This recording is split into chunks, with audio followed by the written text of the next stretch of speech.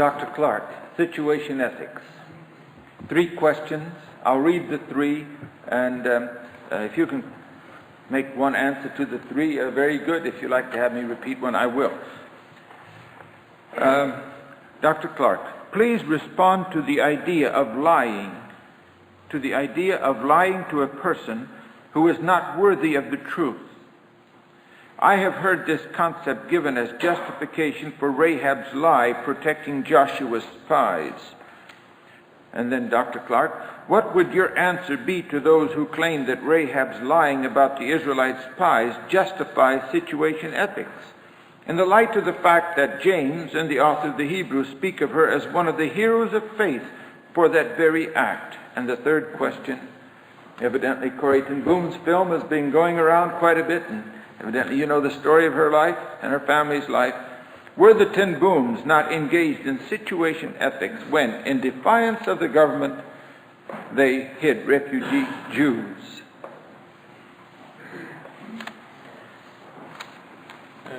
Rahab, of course, is mentioned with commendation, but perhaps not commendation of her lie, but rather of her faith.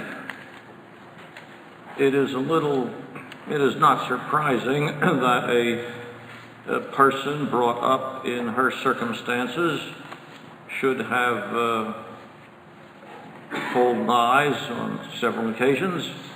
I don't suppose the morals of that city or of the girl herself were most excellent, but you can understand the scriptures to commend her for her faith in the God of the Israelites rather than in the fact that she told a lie.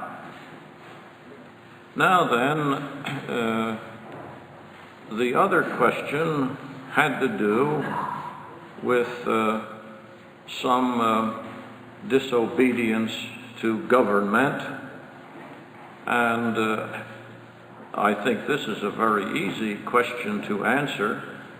We are to obey all the enactments of government except those which contravene the moral laws of God, summarily comprehended in the 10 Commandments.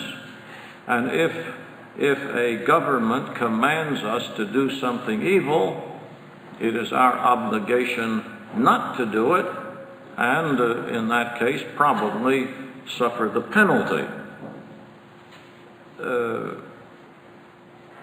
I tried to show you that very frequently, using Fletcher's horrible story, that there are often possibilities that a person just doesn't think of at first. And you think the way to handle the situation is this one way only, when there are other ways which might occur to us if we stopped and thought. Now, does that cover those questions, or did I miss one?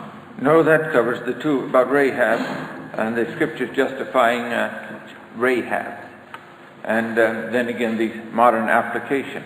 But I'd like to give the other 3 panelists the opportunity to address themselves to this problem of situation ethics. If you have anything to say, now is the time, because this subject will not come up in any other way again, as I recall from the questions. Dr. Benton? No comment.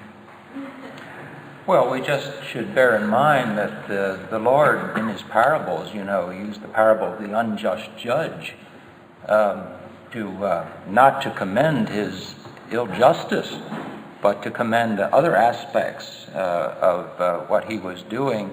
And I think we should keep that in mind, because Rahab lied in the New Testament. I agree 100% with Dr. Clark.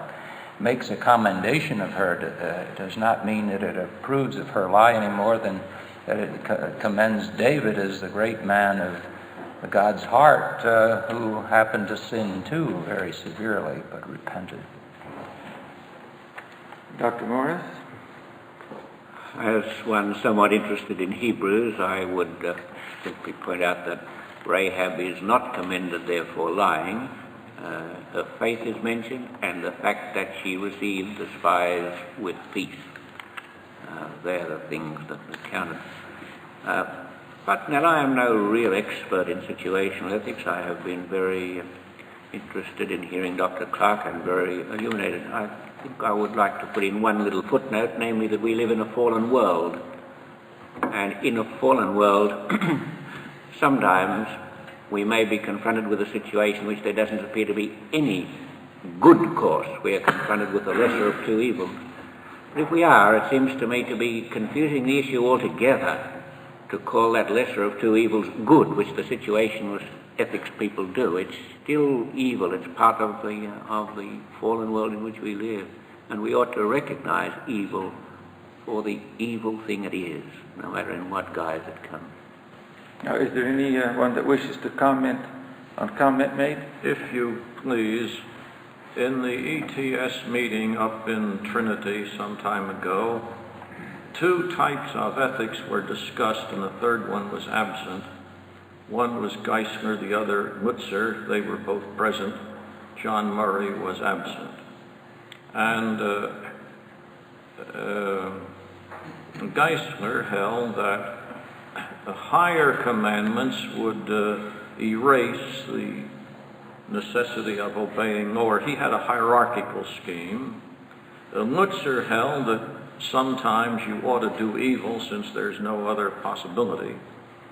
But on this, I rather agree with John Murray that if God is rational and has planned all details of the universe, then his commandments must apply, some commandment must apply throughout all the problems of our lives. And he would not have put us in the situation of having to choose evil.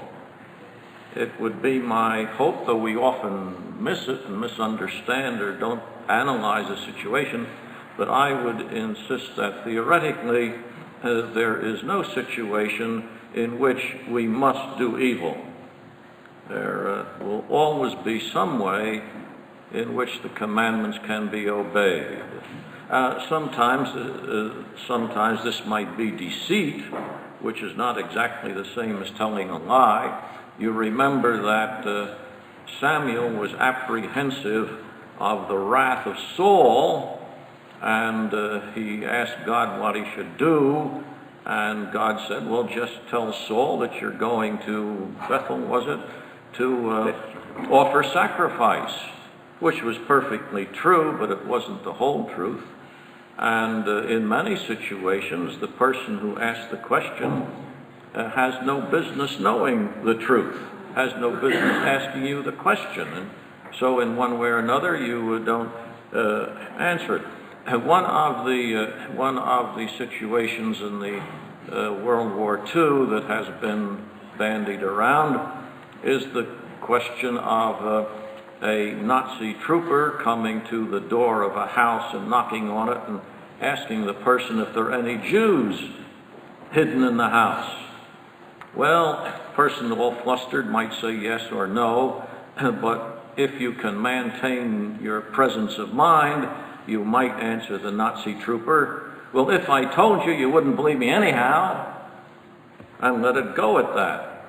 What the consequences would be are not your responsibility.